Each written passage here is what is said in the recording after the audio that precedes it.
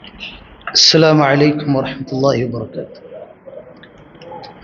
الحمد للہ رب العالمین والصلاة والسلام على اشرف الانبیاء والمرسلین وعلى آلہ واصحابہ ومن تبعهم بإحسان الى یوم الدین، اما بعد۔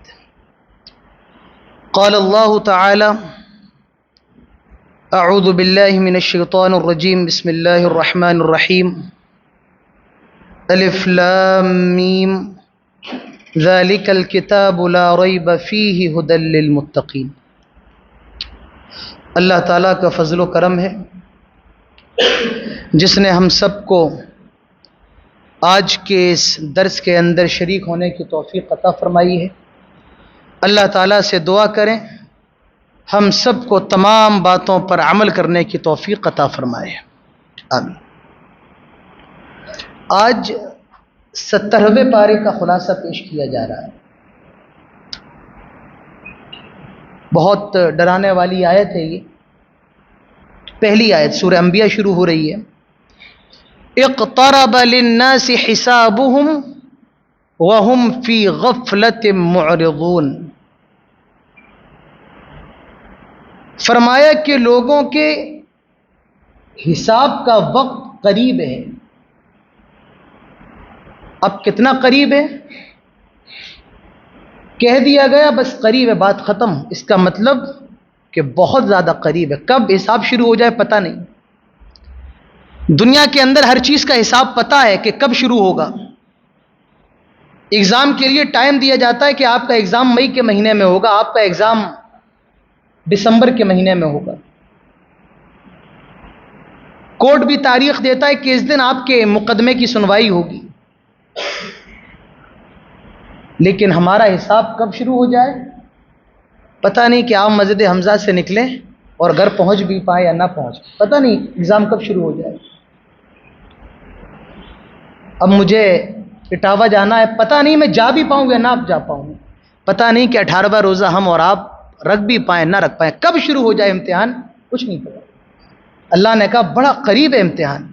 اس کے بعد وَهُمْ فِي غَفْلَةٍ مُعْرِضُونَ، لیکن پھر بھی انسان غفلت میں پڑا ہوا ہے، ہوش نہیں ہے اس کو، غفلت کا شکار ہے۔ کم موت آ جائے، کم موت کے فرشتے روح نکالنے آ جائے، کوئی خبر نہیں ہے۔ وَهُمْ فِي غَفْلَةٍ مُعْرِضُونَ، پھر بھی وہ عیاشی موج مستی میں مبتلا ہے۔ کبھی بھی موت آ سکتی ہے، کبھی بھی حساب شروع ہو سکتا ہے۔ اس کے بعد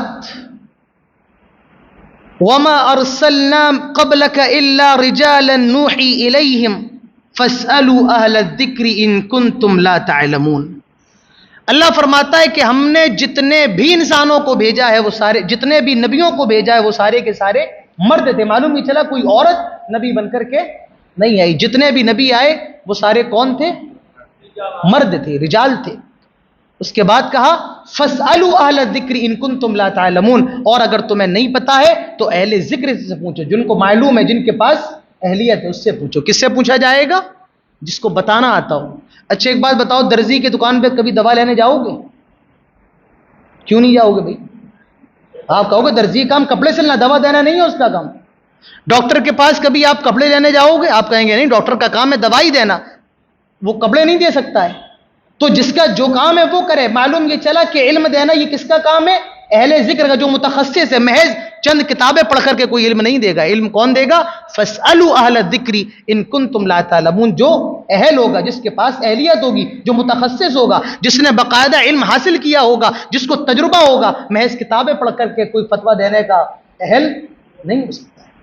یہ ہماری جماعت کی بہت بڑی خرابی ہے، جس کا جی چاہتا ہے فتویٰ دینے لگتا ہے۔ یہ بہت بڑی خرابی، بہت بڑا فتنہ ہے موجودہ وقت کا، ہم سب کو ہوشیار رہنا ہے۔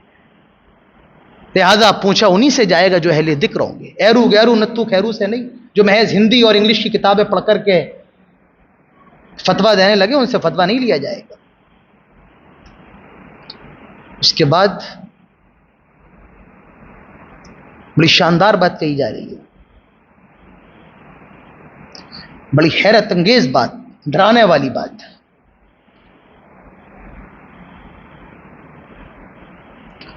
ایک ایسا لفظ ہے، میں تو حیران ہو گیا اس لفظ کو پڑھ کر کے۔ پہلے اس کا آیت دیکھو، پھر ترجمہ کرتا ہوں، پھر اس لفظ کو واضح کرتا ہوں۔ فرمایا وَكَمْ قَصَمْنَا مِنْ قَرْيَةٍ كَانَتْ ظَالِمَةً وَأَنشَأْنَا بَعْدَهَا قَوْمًا آخِرِينَ، فرمایا کہ ہم نے ظالم بستیوں کو ہلاک کر دیا۔ یہاں قسمنا کا لفظ ہے، میں ابھی آسان ترجمہ یہ کر رہا ہوں کہ ہم نے ظالم بستیوں کو کیا کیا؟ ہلاک کیا۔ اور ظلم کون سا ہے؟ سب سے بڑا ظلم کون سا ہے؟ شرک ہے۔ اور انسان یہ اپنے اوپر کرتا ہے، یہ ظلم کسی اور کے اوپر تھوڑی کر رہا ہے نا، اللہ کے اوپر کر رہا ہے۔ ظلم کس کے اوپر کر رہا ہے؟ اپنے اوپر۔ ظلم کیا ہے؟ کہ آدمی جنت سے دور ہو کر کے جہنم کے قریب جا رہا ہے، تو یہ آدمی کا اپنے اوپر ہی ظلم ہے۔ تو فرمایا کہ ہم نے بہت سی بستیوں کو ہلاک کیا، ان کا جرم کیا تھا؟ کانت ظالمہ، وہ ظالم تھی اپنے نفس پر۔ اس میں ایک لفظ ہے وَقَمْ قَسَمْنَا، میں نے جب اس کو پڑھا کہ قسمنا کا معنی ہلاک کرنا بھی نہیں ہوتا ہے، قسمنا کا معنی ہوتا ہے چورا چورا کر دینا۔ جیسے ہم اور آپ قیمہ پیستے ہیں نا، تو یہ قسمنا قیمہ چورا چورا کر دینا۔ اللہ تعالیٰ نے ایسا بستیوں کا حشر کیا، جو ظالم تھی اللہ تعالیٰ نے ان کو چورا چورا کر دیا۔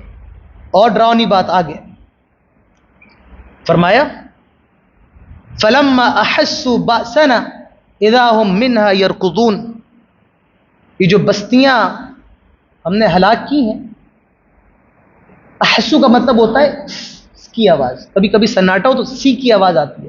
فرمایا جو بستیاں ہم نے ہلاک کی ہیں، یہاں سی کی بھی آواز نہیں آئی، ان کو بالکل ہم نے صفحہ ہستی سے مٹا کے رکھ دیا۔ اور لا ترکضوا وارجعوا الى ما اترفتم به ومساکنکم لعلکم تسألون، انہوں نے عذاب دیکھا، اب یہ بھاگ رہے ہیں، بستی سے نکل رہے ہیں، فرشتے بستی کے دروازے پہ کھڑے، کہاں جا رہے ہو؟ لوٹو، پیچھے جاؤ۔ ارجعوا الى ما اترفتم فيه مساکنکم، جاؤ اپنی بستیوں میں، اپنے گھروں میں، جہاں تم موج مستی کیا کرتے تھے، جہاں شراب پیا کرتے تھے۔ کیوں؟ لعلکم تسألون، تم سے سوال ہونے والا ہے۔ پولیس والوں کو دیکھ کے آدمی کی پینٹ گیلی ہو جاتی ہے، اور اٹھا کے لے جائیں، چلو تمہیں پکڑ کے لے جانا ہے، آدھا تو آدمی وہی مر جائے۔ فرشتے دیکھ رہے ہیں، بھاگے فرشتے سامنے کھڑے ہیں، کہاں جا رہے ہو؟ چلو لوٹو، اپنے گھروں میں جاؤ۔ کیوں؟ سوال ہونا ہے تم سے۔ کیا ہوا؟ قالوا یا ویلنا انا کنا ظالمین، ابھی سوال ہوا نہیں، اپنے جرم کا اقرار کر رہے ہیں۔ کیا کہہ رہے ہیں؟ ہم ہی ظالم تھے، ہم ہی گنہگار تھے۔ اور ایک بار نہیں، فما زالت تلک دعواہم، بار بار یہی جملے کہہ رہے ہیں کہ ہم ہی ظالم تھے، حتی جعلناہم حصیدا خامدین، اللہ تعالیٰ فرماتا ہے کہ ہم نے ان کو حصیدا خامدین کر دیا۔ یہاں بھی دو لفظ ہیں، وہاں قسمنا، کیا تھا وہاں؟ قسمنا، یہاں ہے حصیدا خامدین۔ دیکھو حصیدن کس کو کہتے ہیں؟ یہ بالی کھڑی ہے بالکل، اس میں غلہ وغیرہ آ گیا، بالی کھڑی ہے، اس کو کاٹ دیا جائے نا تو ایسے پڑی رہتی ہے، اس کو کہتے ہیں حصید۔ اللہ تعالیٰ نے ایسا کر دیا جیسے کہ کٹی ہوئی بالی ہے۔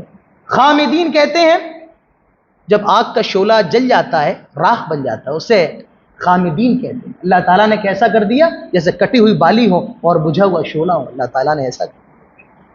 اللہ تعالیٰ ہم سب کو اپنے عذاب سے محفوظ رکھے۔ یہ تو ہمارے نبی کی دعا ہے کہ ہم بچے ہیں، ورنہ جو گناہ پچھلی قوموں میں الگ الگ تھے، ہم سب، ہمارے یہاں تو سب جمع ہے ایک ساتھ، ہمارے یہاں تو سب جمع ہے، ان کے یہاں تو الگ الگ تھے، ہمارے اور آپ کے یہاں وہ سارے گناہ جمع ہیں۔ ہمارے نبی کی دعا ہے کہ اللہ تعالیٰ نے ہمیں محفوظ کر رکھا۔ اس کے بعد فرمایا وَمَا خَلَقْنَا السَّمَاءَ وَالْأَرْضَ وَمَا بَيْنَهُمَا لَاعِبِينَ، ہم نے زمین و آسمان اور اس کے درمیان جتنی بھی چیزیں ان کو کھیل کود کے لیے پیدا نہیں کیا ہے۔ یہ اللہ تعالیٰ کی نشانیاں ہیں کہ آدمی نشانیوں کو دیکھے اور اللہ رب العالمین کا شکر کرے، اللہ کا ذکر کرے۔ اس کے بعد فرمایا بڑی اچھی بات، رب کتنا ہے؟ معبود کتنے ہیں؟ ایک ہیں۔ اگر دو ہوتے تو امام صاحب ایک ہیں، اگر دو ہوتے آج یہ کہتے کہ میں درس دوں گا اور یہ کہتے میں درس دوں گا۔ فرمایا جا رہا ہے کیا؟ لو کان فیہما آلہۃ الا اللہ لفسدتا، اگر اللہ کے علاوہ اور بھی معبود ہوتے، اللہ کے علاوہ اور بھی معبود ہوتے تو کیا ہوتا؟ لفسدتا، تو فساد پھیل جاتا۔ ایک معبود کہتا کہ آج سورج نکلے گا، دوسرا کہتا ہے کہ آج مرضی نہیں ہے، آج نہیں نکالیں گے۔ ایک کہتا ہے کہ آج بارش کریں گے، دوسرا کہے گا مرضی نہیں ہے، کل بارش کریں گے، تو کیا ہوتا؟ لفسدتا، پوری کائنات کا سسٹم دہم برہم ہو جاتا۔ فسبحان اللہ رب العرش عما یصفون، اور پاک ہے اللہ تعالیٰ اور عرش کا مالک ہے۔ اس کے بعد جو بچے سائنس پڑھتے ہیں وہ ذرا متوجہ ہوں، یہ سائنس کی کتاب نہیں ہے، لیکن پوری سائنس اس کتاب کی محتاج ہے۔ یہ سائنس کی کتاب نہیں ہے، یہ اللہ کا کلام ہے، لیکن سائنس اس کی محتاج ہے۔ فرمایا دیکھو پہلے آیت دیکھو، اولم یر الذی کفروا ان السماوات والارض كانتا رتقا ففتقناهما، کیا یہ کافروں نے نہیں دیکھا کہ زمین و آسمان یہ پہلے ملے ہوئے تھے، پہلے یہ ملے ہوئے تھے، بالکل ایسے جیسے یہ ہے نا پنے ملے ہوئے، زمین و آسمان پہلے یہ ملے ہوئے تھے۔ اللہ تعالیٰ فرماتا ہے ففتقناهما، ہم نے آسمانوں کو الگ کر دیا اور پھر زمینوں کو الگ کر دیا، پہلے ملے ہوئے تھے۔ فرمایا کہ زمین ہم نے پھر الگ کر دی اور آسمان کو ہم نے اوپر اٹھا دیا۔ وجعلنا من الماء، آسمان سے پانی برستا ہے اور زمین سے کیا ہوتا ہے؟ غلہ ہوتا ہے، پیداوار۔ آسمان سے پانی برسایا، زمین سے غلہ ہوتا ہے۔ وجعلنا فی الارض رواسی ان تمید بہم وجعلنا فیہا فجاجا سبلا لعلہم یہتدون، فرمایا پھر ہم نے پہاڑوں کو گاڑ دیا تاکہ زمین ہلے نہیں۔ معلوم نہیں چلا اگر یہ پہاڑ نہ ہوتے زمین ہلے گی، تو اللہ تعالیٰ نے پہاڑوں کو گاڑا اور اس کے بعد فرمایا کہ ہم نے اس میں سے راستے نکال دیے، لعلکم یہتدون، تاکہ تم راستوں پر چلو اور اپنی منزل مقصود تک پہنچ سکو۔ اس کے بعد فرمایا وجعلنا السماء سقفا محفوظا، اللہ تعالیٰ نے آسمان کو چھت بنا دی، اور ایسی چھت ہے کوئی کھمبا نہیں ہے، میں تو حیران ہوں، ایسی چھت ہے کوئی کھمبا نہیں ہے، اور ایسی چھت ہے کوئی پہنچ نہیں سکتا اس چھت پر، کوئی نہیں پہنچ سکتا ہے۔ اس کے بعد فرمایا وَنَضَعُ الْمَوَازِينَ الْقِسْطَ لِيَوْمِ الْقِيَامَةِ فَلَا تُظْلَمُ نَفْسٌ شَيْئًا وَإِنْ كَانَ مِثْقَالَ حَبَّةٍ مِّنْ خَرْدَلٍ آتَيْنَا بِهَا وَكَفَى بِنَا حَاسِبِينَ، قیامت کے دن ترازو لایا جائے گا، موازین مطلب کئی ترازو لائے، ایک ترازو نہیں ہوگا، کئی ترازو۔ فلا تظلم نفس شیئا، اور کسی بھی نفس پر قیامت کے دن ظلم نہیں ہوگا۔ اللہ کے نبی نے تو مثال دے کر کے فرمایا بغیر سینگ والی بکری کو بھی قیامت کے دن زندہ کیا جائے گا اور کہا جائے گا اس سینگ والی بکری نے تجھے مارا، آج تو بیمار لے، آج حساب و کتاب کا دن ہے، سب کے ساتھ انصاف ہوگا۔ وَإِن كَانَ مِثْقَالَ حَبَّةٍ مِّنْ خَرْدَلٍ، رائی کے دانے کے برابر بھی کسی پر ظلم نہیں کیا جائے گا، وہ عدل کا دن ہوگا، رائی کے دانے کے برابر بھی کسی کے ساتھ نا انصافی نہیں کی جائے۔ اس کے بعد حضرت ابراہیم علیہ السلام کا ذکر ہے۔ ان کا باپ تو مشرک تھا، یہ مسلمان تھے، مومن تھے۔ تو گاؤں والوں نے کہا چلو آج گاؤں کے باہر میلہ لگا ہے، ٹہلنے جاتے ہیں۔ حضرت ابراہیم نے کہا انی سقیم، میں بیمار ہوں، میں نہیں جا رہا ہوں۔ وَلَقَدْ آتَيْنَا إِبْرَاهِيمَ رُشْدَهُ مِنْ قَبْلُ وَكُنَّا بِهِ عَالِمِينَ إِذْ قَالَ لِأَبِيهِ وَقَوْمِهِ مَا هَذَا التَّمَاثِيلُ الَّتِي أَنْتُمْ لَهَا عَاكِفُونَ، حضرت ابراہیم نے سمجھایا اپنے باپ کو، قوم کے لوگوں کو، لیکن نہیں مان۔ حضرت ابراہیم نے کہا وَتَاللَّهِ لَأَكِيدَنَّ أَصْنَامَكُمْ بَعْدَ أَن تُوَلُّوا مُدْبِرِينَ، تم جاؤ پھر میں بتاتا ہوں کہ ان کے ساتھ میں کیا حشر کرنے والا ہوں۔ تو گاؤں کے لوگوں نے کہا چلو میلے میں چلتے ہیں۔ حضرت ابراہیم نے کہا کہ آپ لوگ جائیے، میں بیمار ہوں، انی سقیم کا لفظ ہے، میں بیمار ہوں۔ جب گاؤں کے لوگ چلے گئے تو حضرت ابراہیم نے کیا کہ ان کے بت خانے میں جتنے بھی بت تھے سارے بتوں کو توڑ ڈالا، اور ایک بت جو سب سے بڑا تھا اس بت کو باقی رکھا، اور جس کلہاڑی سے توڑا تھا وہ کلہاڑی اس کی گردن میں ٹانگ۔ اب یہ لوٹ کے آئے، قالوا من فعل هذا بآلهتنا انه لمن الظالمین، کس بدبخت نے ہمارے بتوں کے ساتھ یہ شرارت کی ہے، کس نے یہ جرأت کی ہے؟ قالوا سمعنا فتى يذكرهم يقال له ابراہیم، کچھ لوگوں نے کہا کہ ایک لڑکا ہے، کیا فتح کا مطلب کیا ہوتا ہے؟ نوجوان۔ فتح کا مطلب کیا؟ پرسوں بھی نوجوانوں کا ذکر آیا تھا، کون سے نوجوان؟ اصحاب کہف والے نوجوان۔ تو کہا کہ ایک نوجوان ہے، فتح، ایک لڑکا ہے، اور ہم نے سنا تھا وہ ہمارے بتوں کے بارے میں یہ کہہ رہا تھا۔ ایک نقطہ بتاؤں میں آپ کو، اٹھا سکتے ہو تو اٹھا لینا۔ یہاں فتح کا لفظ اللہ نے خصوصی طور پہ ذکر کیا، نوجوانوں کا ذکر۔ معلوم یہ چلا کہ اللہ کی نظر میں نوجوانی کی بڑی قدر ہے، اللہ کی نظر میں جوانی کی بڑی قدر ہے۔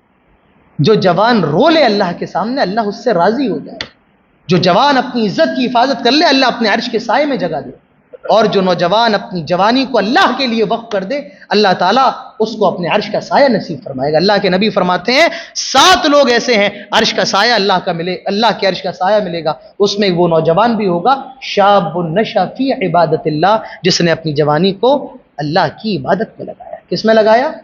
اللہ کی عبادت۔ اور ایک نقطہ اس سے بھی بڑا بتا رہا ہوں، اٹھا لینا تو اٹھا سکتے ہو تو اٹھا لینا۔ کہا فتن یذکرہم، لڑکا ہے، ایک لڑکا ہے۔ کیا کہا انہوں نے؟ یعنی کوئی اہمیت نہیں دی حضرت ابراہیم کو۔ کیا کہا؟ ایک لڑکا ہے۔ اور اللہ نے کیا کہا کہ ابراہیم پوری امت ہے۔ کیا کہا؟ پوری امت ہے ابراہیم۔ انہوں نے کیا کہا؟ لڑکا ہے۔ اللہ نے کیا کہا؟ ابراہیم کون ہے؟ پوری امت ہے۔ یعنی ان کی نظر میں تو لڑکے ہیں، کوئی اہمیت نہیں ہے، اللہ کی نظر میں کتنا بڑا مقام ہے۔ اللہ نے ابراہیم کو پوری امت قرار دیا۔ معلوم یہ چلا کہ اصل یہ نہیں ہے کہ لوگ کیا کہیں گے، اصل یہ ہے کہ اللہ تعالیٰ آپ کے بارے میں کیا کہہ رہا ہے۔ نہیں سمجھ میں آیا؟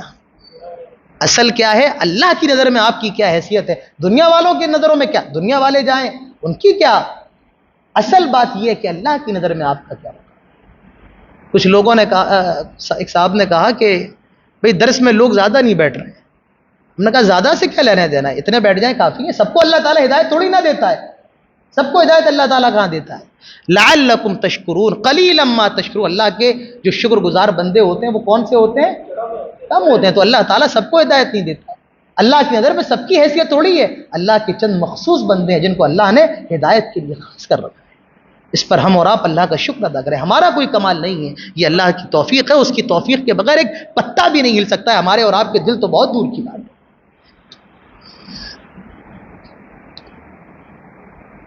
قالوا انت فعلت هذا بآلهتنا ابراہیم، یا ابراہیم، لوگ آئے کہا ابراہیم کیا آپ نے ہمارے بتوں کو توڑا ہے؟ قالوا کبیرهم قال بل فعلوه کبیرهم هذا فاسألوهم ان كانوا ينطقون۔ حضرت ابراہیم نے کیا پیاری دلیل۔ معلوم یہ چلا کہ ہر جگہ صرف قرآن و حدیث کی دلیلیں نہیں چلتی ہیں، کبھی کبھی جاہل کو ایسا بھی جواب دیا جاتا ہے جو اس کے دماغ پر ڈائریکٹ اٹیک کرتا ہے، کبھی کبھی بڑی بڑی دلیلیں نہیں دی جاتی۔ حضرت ابراہیم علیہ السلام نے کہا وہ جو بڑا ہے اس نے توڑا ہوگا، ارے لاٹھی وہ کلاڑی تو اس کی گردن میں۔ قال بل فعلوه کبیرهم، اس بڑے نے توڑا ہوگا۔ هذا فاسألوهم ان كانوا ينطقون، اسی بڑے سے سوال کرو اگر یہ بول دے، یہ بولے گا نا جس کی تم پوجا کرتے ہو۔ حضرت ابراہیم علیہ السلام نے پوری زندگی میں 3 جھوٹ بولے تھے۔ کیا بولے تھے؟ 3 جھوٹ، اور در حقیقت وہ جھوٹ نہیں تھے۔ 3 جھوٹ کون سے تھے؟ جب گاؤں والوں نے کہا چلو میلے میں چلتے تو انہوں نے کہا انی سقیم، میں بیمار ہوں، پر وہ بیمار نہیں تھے، تو یہ پہلا جھوٹ تھا۔ دوسرا جھوٹ یہی بولا ہے کہ کیا کہ ان کے بڑے نے توڑا، اور توڑا کس نے ہے؟ انہوں نے۔ اور تیسرا جھوٹ یہ اپنی بیوی کے ساتھ سارا کے ساتھ جا رہے ہیں تو بادشاہ مصر نے کہا یہ کون ہے؟ انہوں نے کہا تھا یہ میری بہن ہے، انہوں نے، جبکہ وہ بیوی تھی۔ تو یہ توریہ ہوتا ہے جو بظاہر جھوٹ لگے حقیقت میں سچائی ہو۔ تو یہاں حضرت ابراہیم علیہ السلام نے جھوٹ بولا تھا، لیکن ان کے کہنے کا مطلب یہ تھا ان کے بڑے نے توڑا ہے، یعنی ہاں میں نے توڑا، ان بتوں کی میرے سامنے کیا اوقات ہے۔ اسے توریہ کہتے ہیں عربی کے اندر۔ کیا کہتے ہیں؟ توریہ۔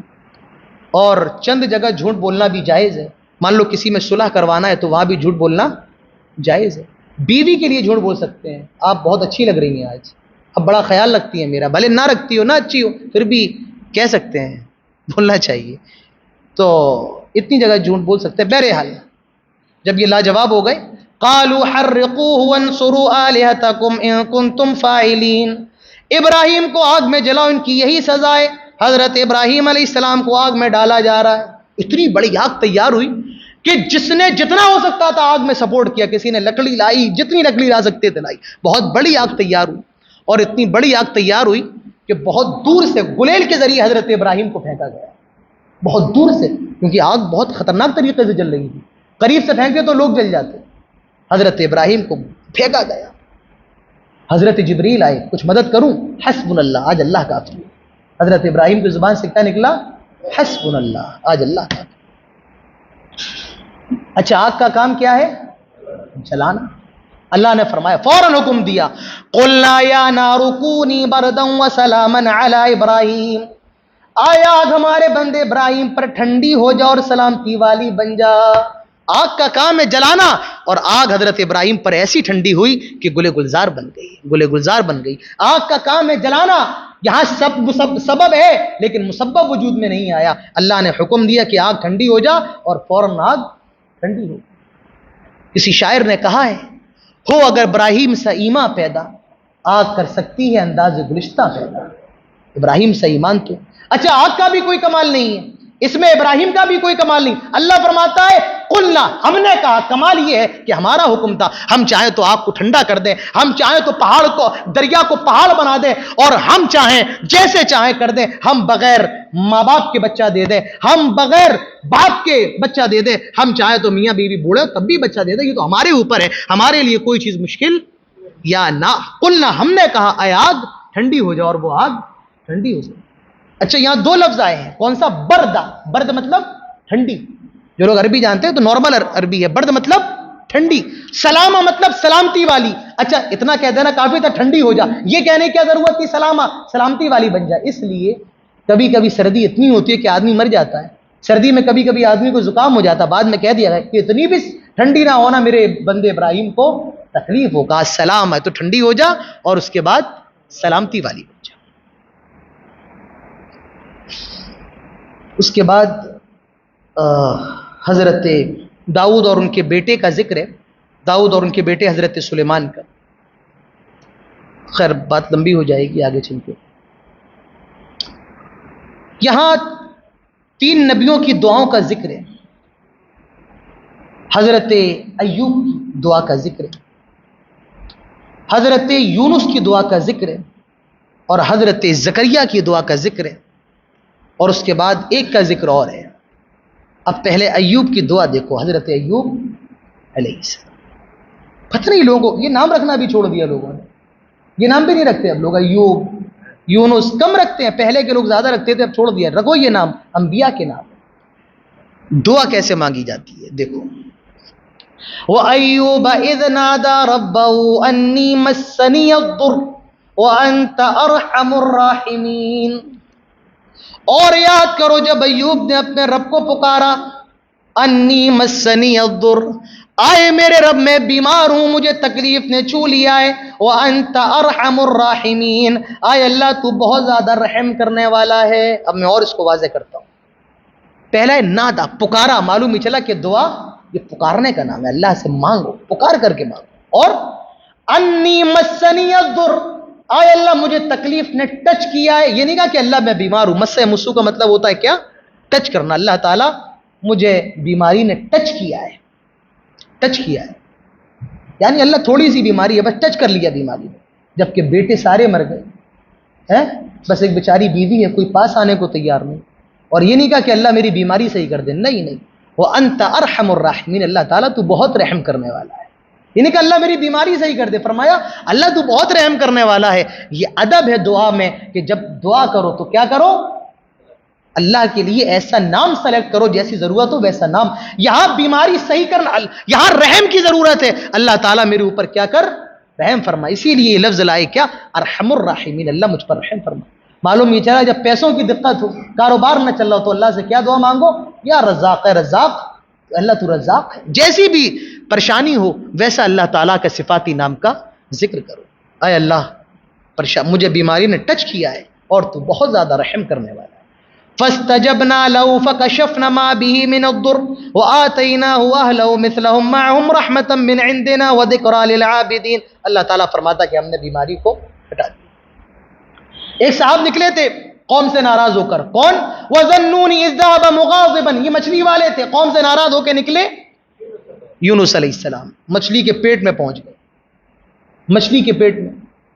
فَنَادَى فِي الظُّلُمَاتِ, انہوں نے تاریکیوں سے آواز لگائی. ظلمات کا مطلب کیا ہوتا ہے؟ اندھیرا. اور فی الظلمات, ایک اندھیرا نہیں کافی اندھیرے. کتنے اندھیرے تھے؟ ایک تو رات ہے, اندھیرا ہوا کہ نہیں ہوا. پانی کے اندر پانی کا اندھیرا, اور اس کے بعد یہ مچھلی کے اندر ہے, مچھلی کا اندھیرا. مچھلی کا اندھیرا, تین اندھیرے ہیں. اور فرمایا انہوں نے آواز لگائی کیا؟ لا الہ الا انت سبحانک, تیرے علاوہ کوئی عبادت کے لائق نہیں اور تیری ذات پاک ہے. انی کنت من الظالمین, میں ہی ظالموں میں سے تھا. اللہ تعالیٰ فرماتا ہے فاستجبنا له ونجیناہ من الغم وکذالک ننجی المؤمنین. ہم نے ان کی دعا کو قبول فرمایا، ان کو وہاں سے نجات دی، اور اسی طریقے سے ہم مومنوں کو نجات دیتے ہیں۔ اب اس کے بعد حضرت زکریا کا ذکر ہے۔ اے اللہ کیا میں اکیلا رہوں گا؟ اللہ تعالیٰ نے دعا قبول کی اور حضرت زکریا کو بیٹا دیا، اور بیٹے کا نام بھی تجویز کیا، کیا؟ وَوَهَبْنَا لَهُ يَحْيَىٰ، ہم آپ کو یحییٰ کی خوشخبری دیتے ہیں۔ 3 نبیوں کی دعاؤں کا ذکر کرنے کے بعد ایک آیت، اور دعا کیسے مانگی جائے، ایک آیت میں 4 ورڈ ہیں، اور یہی 4 طریقے دعا کے اندر ملوز خاطر ہونا چاہیے۔ 4 چیزیں کیا ہے؟ دیکھو، یہ اپنے گھر لے کر کے جاؤ، آج یہ اپنے گھر لے کر کے جاؤ۔ کیا؟ یدعوننا رغبا ورہبا وکانوا لنا خاشعین، اپنے رب کو پکارو رغبت کے ساتھ، رہبت کے ساتھ، اور خوشی اور خضوع کے ساتھ۔ یدعوننا، پکارو، یعنی آپ کے سب سے پہلی چیز دعا کے لیے کیا ہے؟ توحید ہونا چاہیے۔ کیا ہونا چاہیے؟ توحید شرط۔ اس کے بعد رغبہ، امید ہو، یہ نہیں کہ اللہ نے دیا دیا نہیں دیا نہیں دیا، امید ہو کہ دینے والی ذات کس کی ہے؟ اللہ کی ہے۔ ورہبہ، اور ڈر بھی ہو اللہ تعالیٰ کا، کیا ہو؟ اللہ کا ڈر ہو۔ اور چوتھی چیز خاشعین، خشوع اور خضوع کے ساتھ اللہ سے مانگو۔ اس کے بعد یہ اور شاندار چیز، یہ اب گھر لے کے جاؤ اور اپنی بیوی کو، اپنی بہنوں کو، اپنی ماں کو اور اپنی بیٹیوں کو بتانا۔ یہ آیت بھی لکھ لو، سورہ انبیاء کی آیت نمبر 91 ہے۔ یہاں کتنے نبیوں کا ذکر ہوا؟ 3۔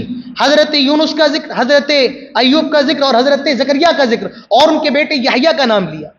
4 مردوں کا ذکر ہے۔ اس کے بعد فرمایا والتی احسنت فرجها فنفخنا فيها من روحنا وجعلناها وابنها آیة للعالمین، ایک خاتون اور ہیں، ان کے اندر ہم نے اپنی روح پھونکی اور ان کو وجعلناها وابنها آیة للعالمین، اور ان کو اور ان کے بیٹے کو ہم نے پوری دنیا کے لیے نشانی بنا دی۔ یہ خاتون کون ہے؟ جی کون ہے یہ؟ مریم۔ اب جو میں بتانا چاہتا ہوں سانس روک کے سن لو، یہ چیزیں کیسے نہیں ملتی ہیں آرام سے۔ اللہ نے 4 مردوں کا ذکر کیا، حضرت مریم کا ذکر کیا تو نام نہیں لیا، نام نہیں لیا، نام نہیں لیا، صرف ان کی صفت ذکر کر دی۔ احسنت، بڑی پاک ہے۔ معلوم یہ چلا کہ جہاں پر لڑکے وغیرہ ہوں وہاں لڑکیوں کا نام اور ان کا ذکر بھی نہیں ہونا چاہیے۔ کیا ضرورت ہے ذکر کرنے کی؟ کیا ضرورت ہے اپنی بہن کا نام، کیا ضرورت ہے اپنی بیوی کا نام لینے کا؟ کیوں بتاؤ کسی کو؟ کیوں بتاؤ؟ کیوں اپنی بیوی کا کسی کو چہرہ دکھاؤ؟ نہیں دکھاؤ۔ یہاں 4 نبیوں کا ذکر ہو کے فوراً حضرت مریم کا جب ذکر کیا تو نام نہیں لیا، صرف اور صرف ان کی خصوصیت ذکر کی۔ معلوم یہ چلا کہ جہاں مرد موجود ہوں وہاں خواتین کا نام کوئی ضرورت نہیں، اپنی ماں کا نام بتانے کی، اپنی بیوی کا نام، اپنی بہن کا نام، کوئی ضرورت نہیں کسی کو۔ کیا ہو جائے گا بتا کر کے؟ کوئی ضرورت نہیں ہے۔ ہاں جہاں عورتوں کا ذکر ہے، حضرت لوط کی بیوی کا، حضرت آسیہ کا، وہاں اللہ تعالیٰ نے حضرت مریم کا باقاعدہ نام لیا، لیکن جہاں مردوں کا ذکر ہے وہاں اللہ تعالیٰ نے ان کا نام نہیں لیا۔ بات سمجھ میں آئی؟ یہ فائدہ ہے درس میں بیٹھنے کا۔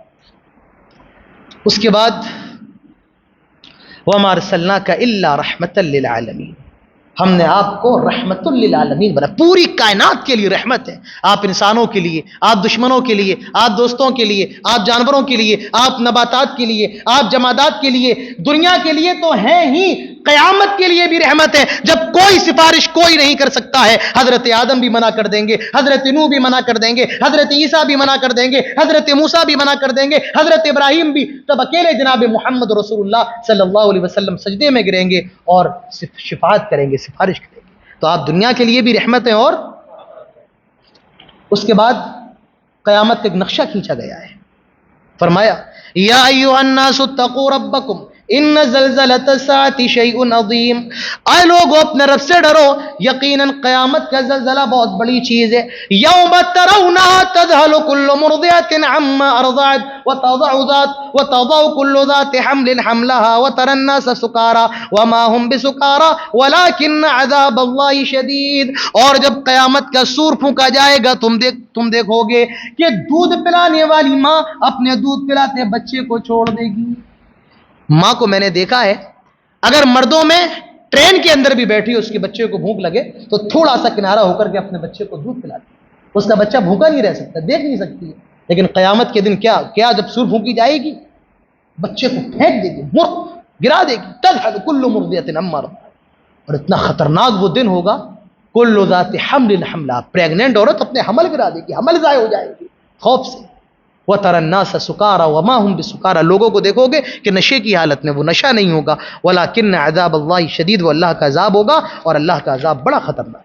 قیامت اچانک آ جائے گی، یعنی اونٹ اور جانور گھوڑے پانی پی رہے ہوں گے دریا پر، ابھی پانی سے منہ نہیں ہٹایا ہوگا، قیامت آ جائے گی۔ آدمی نے سودا خریدی ہوگی، اپنے پیکٹ میں اپنے تھیلے میں رکھنے والا ہوگا، رکھ نہیں پائے گا، قیامت آ جائے گی، اچانک آئے گی، اچانک۔ کیا چھوڑے کیا بتائے۔ اس کے بعد یہ سورۃ الحج ہی چل رہی ہے۔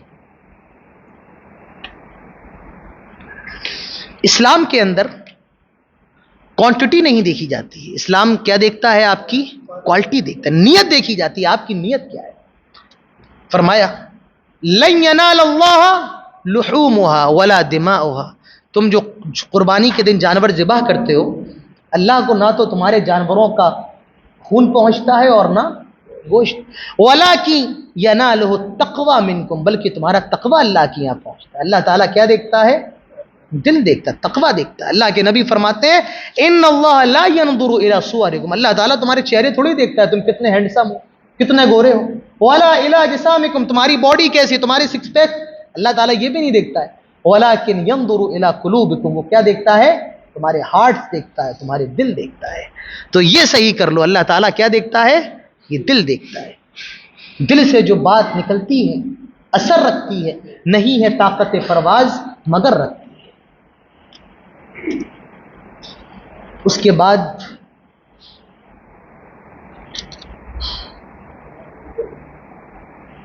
سورۃ الحج ہی چل رہی ہے، پھر حج کا بیان ہے، بات بہت لمبی ہو جائے گی۔ آئیے آخری آیت دیکھ کر کے بات ختم کرتے ہیں۔ فرمایا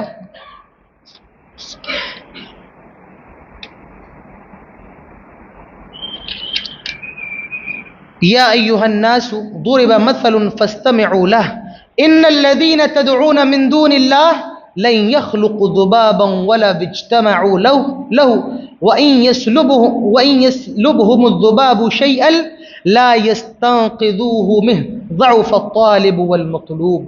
فرمایا کہ تم اللہ کے علاوہ جن کو پکار رہے ہو، تم اللہ تعالیٰ کے علاوہ جن کو پکار رہے ہو، لن يخلقوا ذبابا، وہ ایک مکھی بھی پیدا کرنے کی طاقت نہیں رکھتے ہیں، ایک مکھی بھی پیدا نہیں کر سکتے ہیں، ولا اجتمعوا له، سارے مل کر کے مکھی پیدا کرنا چاہیں تب بھی نہیں پیدا کر سکتے۔ ارے مکھی پیدا کرنا تو دور کی بات ہے، اللہ تعالیٰ نے مشرکوں کی ایسی کلئی کھودی، فرمایا کہ یہ مکھی اگر کسی مٹھائی پر بیٹھ کر کے مٹھائی کتنی لے جائے گی بھائی؟ اگر مکھی کسی مٹھائی پر بیٹھ جائے تو کتنی مٹھائی لے جائے گی؟ تھوڑی سی۔ فرمایا وہ جو مٹھائی لے جاتی ہے تم اس کو چھیننے کی بھی طاقت نہیں رکھتے ہو۔ اے اے کمال کر دیا۔ پہلے کہا کہ تم اللہ کے علاوہ جن کو پکارتے ہو وہ ایک مکھی بھی۔ اچھی چیز میں آپ کو بتاؤں، مکھی بہت اچھی چیز نہیں، گندی چیز ہوتی ہے۔ کہاں بیٹھتی ہے؟ لیٹرین پر، گندی چیز پر، اچھی چیز پر نہیں بیٹھتی، گندی چیز پر۔ فرمایا اچھی چیز تو دور کی بات ہے، تم خراب چیز بھی پیدا کرنے کی طاقت نہیں رکھتے ہو۔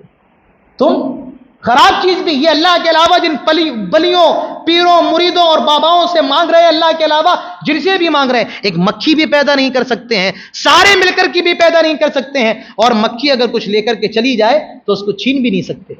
اے اے اے فرمایا ضعف الطالب والمطلوب، پکارنے والا بھی کمزور، عقیدہ اس کا کمزور، تبھی تو اللہ کے علاوہ دوسروں کو پکار رہا ہے، والمطلوب، اور جس کو پکارا جا رہا ہے وہ بھی کمزور، جو مانگ رہا ہے وہ بھی کمزور، اور جس سے مانگا جا رہا ہے وہ بھی کمزور۔